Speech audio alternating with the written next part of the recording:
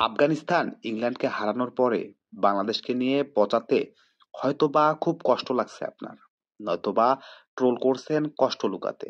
আমারও কষ্ট লাগে যখন দেখি 15 বছর আগে প্রথম বিশ্বকাপ খেলা দলটা বিশ্বকাপের সেমিফাইনালে খেলতে যাচ্ছে। খুব জ্বলে যখন দেখি ট্রু ব্যাটিং পিচে কোয়ালিটি প্রতিপক্ষের বিপক্ষে ওরা চোখে চোখ রেখে লড়াই করে এবং জিতেও যায় বুক চিতিয়ে।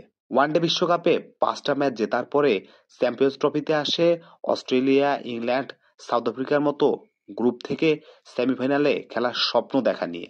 খুব কষ্ট লাগে যখন দেখি ইব্রাহিম জাদরান, সেদ্দিকুল্লাহ আতাল, রহমানুল্লাহ গুরবাজের মতো বিশ্বমানের ব্যাটাররা প্রডিউস করে ফেলছে যাযাবরের মতো জীবন কাটিয়েই। রাশিদ খানের মতো ক্রিকেটারের পোস্টার বয় হয়ে ওঠা ক্যারেক্টার নয় বাদই দিলাম, এর চেয়েও বেশি কষ্ট লাগে যখন দেখি এক পাল বিলো অ্যাভারেজ ক্রিকেটারদের নিয়ে যে 15 জনের কাঁধে 16 কোটির স্বপ্ন, তাদের ফাজলামো ক্যাম্পেইন দেখে।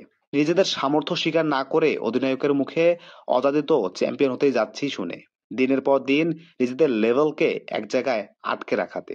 আফগানিস্তানের বিপক্ষে সাদা চামড়াদের কেউই ক্রিকেট খেলতে চায় না নারীদের অধিকার ক্ষুণ্ণ করাকে কারণ দেখিয়ে। আফগানিস্তান ওদের জবাব দেয় ম্যাচ হারিয়ে, আর আমার দেশের জবাব দেওয়া লাগে ম্যাচ হারার পরে ষড়যন্ত্র খুঁজে, কে কাকে দোষারোপ করবে সেসব খুঁজে। তখন হয়তো মনের অজান্তেই কষ্টরা বাসা বাঁধে নিজের দেশের এমন নির্মম পরাজয় দেখে।